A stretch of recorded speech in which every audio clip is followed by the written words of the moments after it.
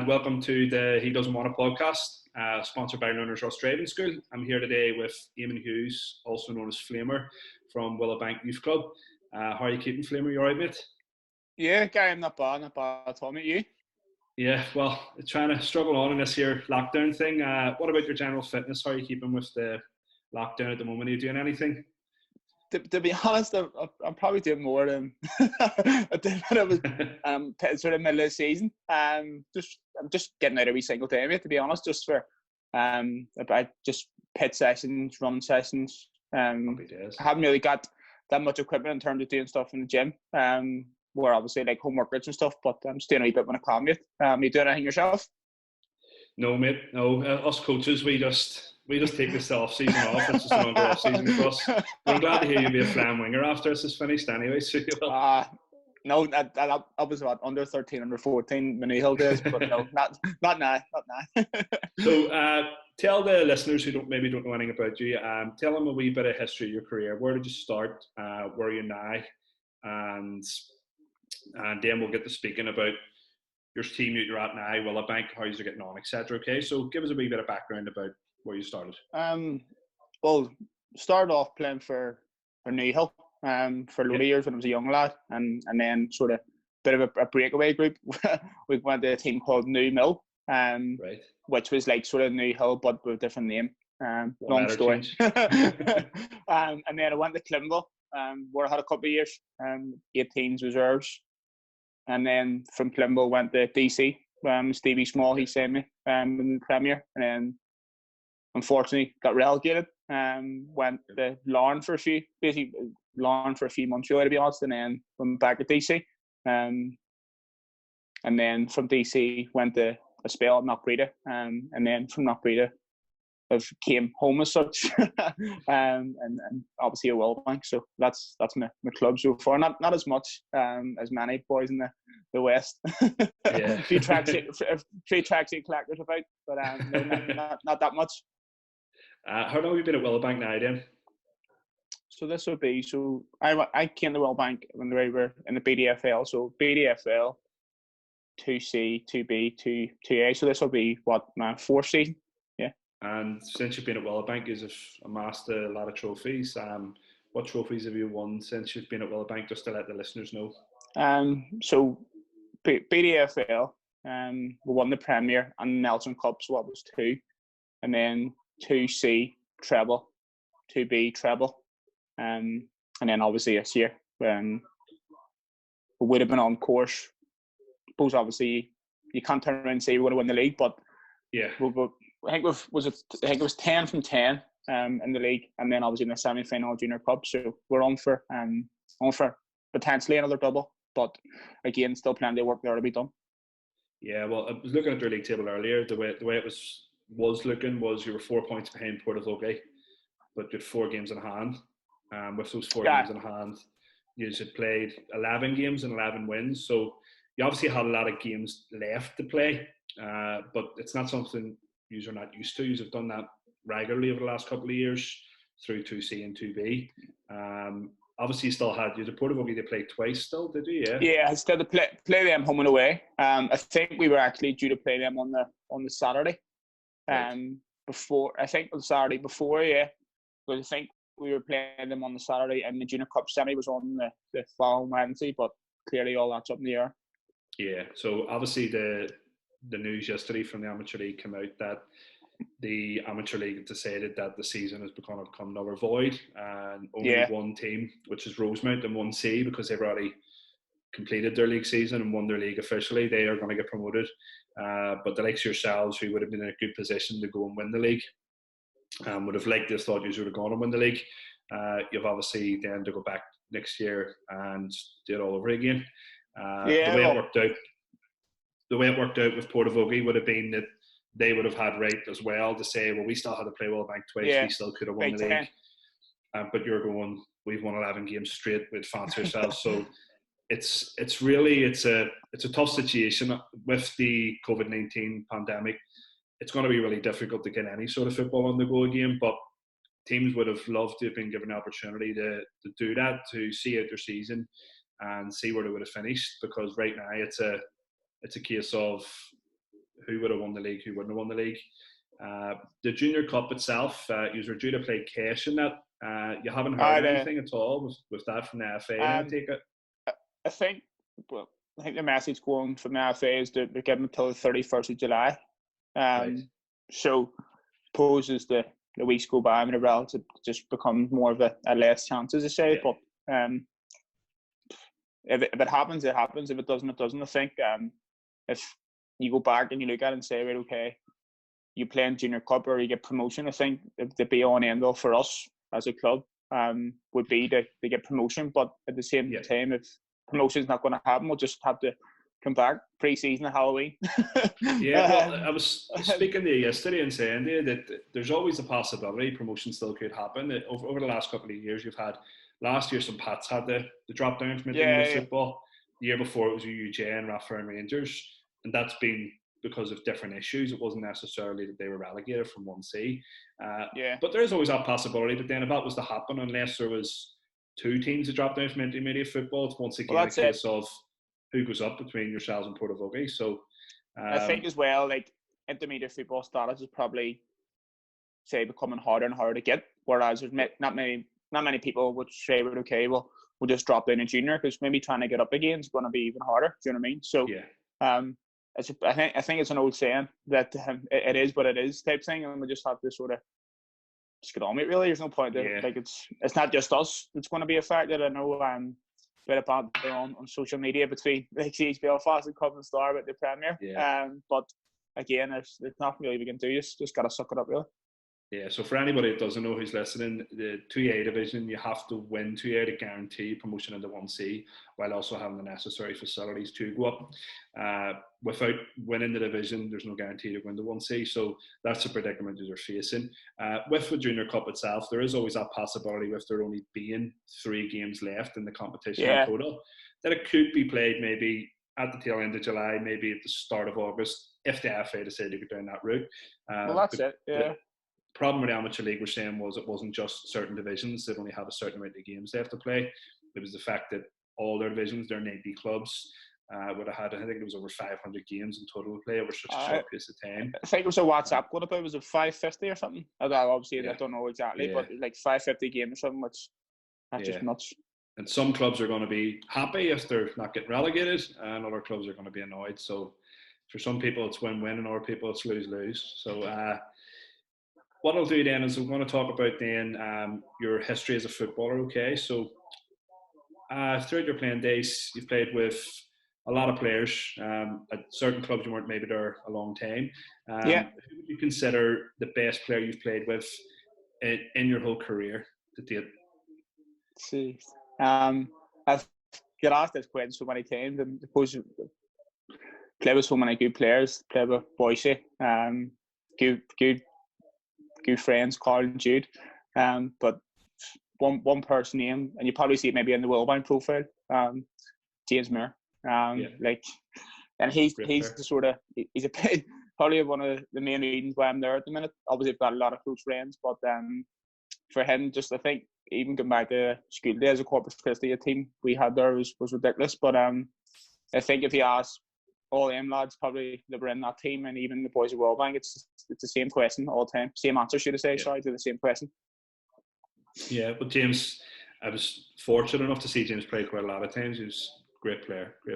Yeah. And then with you going to Willowbank, James is one of your closest friends, and that was a real pull to bring you to a club. Do you feel he was torturing me?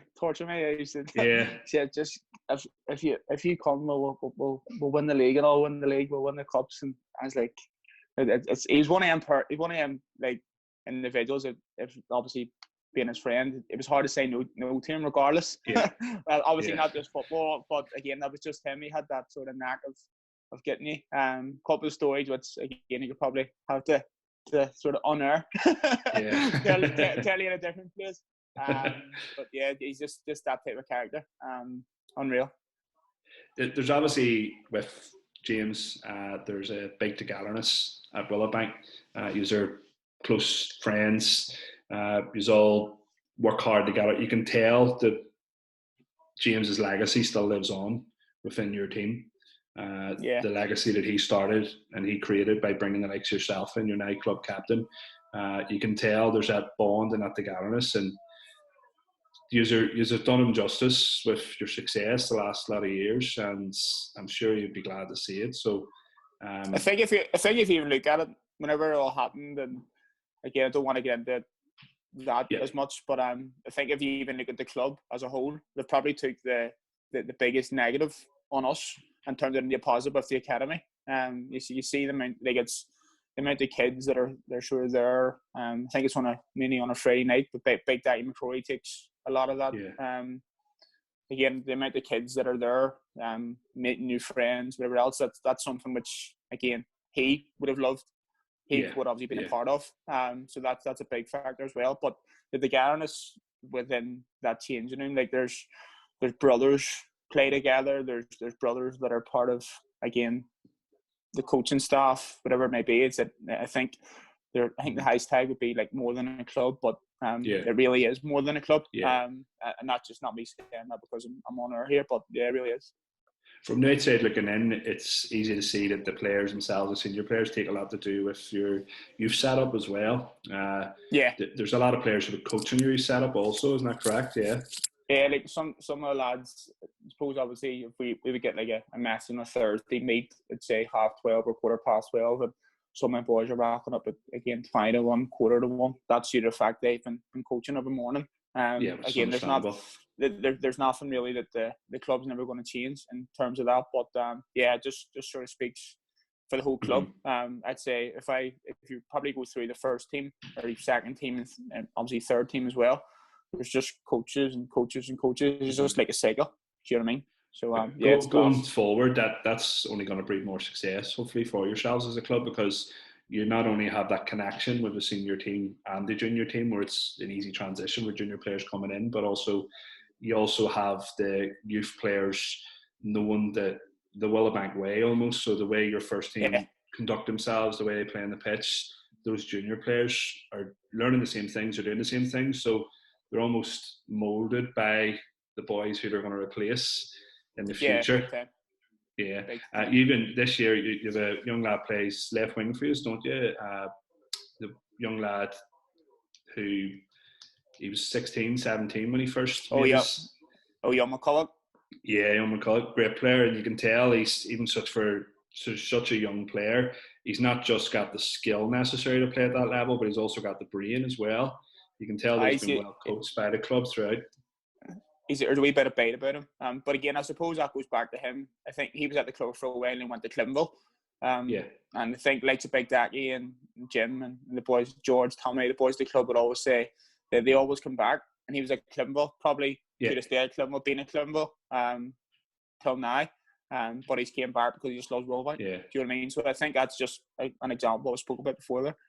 Yeah, and then it's great as well. The coaches themselves, like Sadaki, he doesn't just dedicate himself to your senior team, he also coaches a younger team. So there's a lot of effort being put in by those members within the club, and it's really a club which does deserve to continue to push on throughout the league. So fingers crossed, then over the next couple of years that'll be the case. I think that's the aspirations, to be honest. I think we've been up like obviously Glenroe we've been playing at, which classes probably intermediate, so that's probably the next goal as such, to get the intermediate standard, competing the likes of the Irish Cup and Stealing Sons and intermediate competitions like that would be class.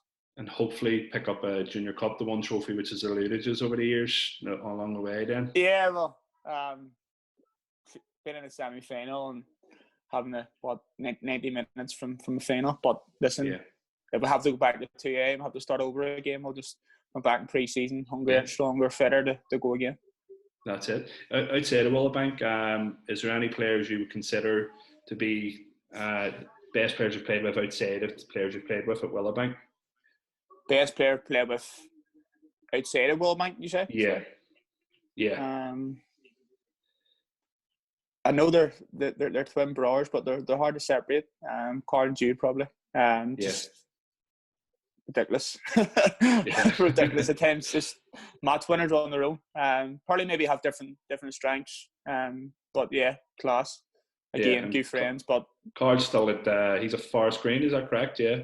Yeah, Forest Green. Yeah. And in terms of opponents you faced this year, over the last lot of years, is there any individuals or any teams you faced which you've found really difficult to play against? Toughest opponents? Team-wise, I think would have been 2C. We played Enniskillen down at the Junior Cup. That's right, yeah. To be honest, we were due to play them up here, but we were playing, I think it was Tildarg for a season, which, you know yourself, a bit of rain, it's just a washout. So we called off twice and I had to go down there, which was a bit whatever journey it was. And probably didn't conduct ourselves well. It could be a 3-1. I definitely believe if I had played them up here, it would have been a different story. But again, in football, it's all ifs and buts. But I would say them, I think they went on to win it. And I said the boys changed them after they will go on and win it. And they did. But team-wise, definitely them.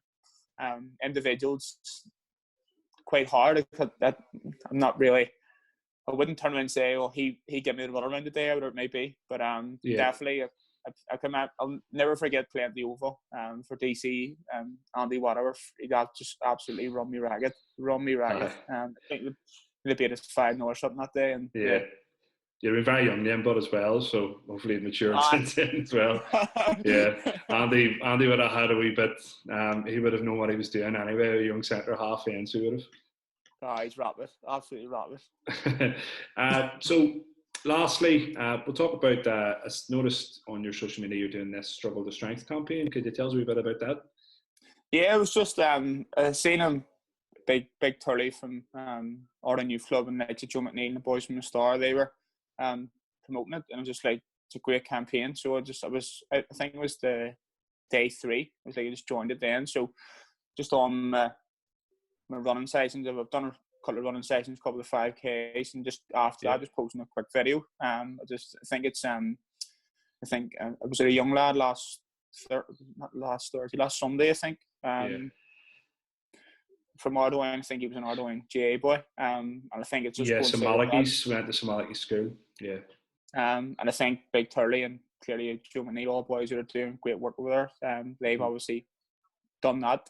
This would have get the message out regards mental health, and again, I think like said Jack Greeley, to see Boise, James McLean, absolutely unreal. The work that they've done, this would have get that going on social media has been first class. Yeah, it's so important nowadays as well that it's good to see a lot of local players and even Premiership players like Jack Grealish getting such a good campaign. So it is.